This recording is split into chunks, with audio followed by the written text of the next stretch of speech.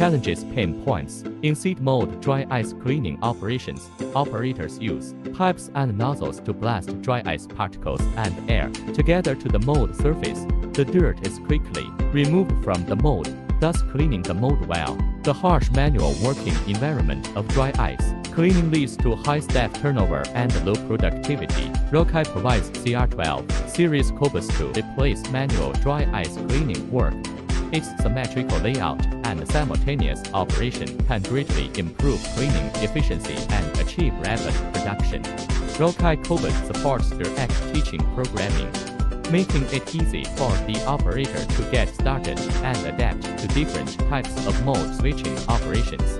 It has been running steadily in the head enterprises of the automotive industry and can replace two manuals for 24-hour uninterrupted operation, with a 200% improvement in efficiency.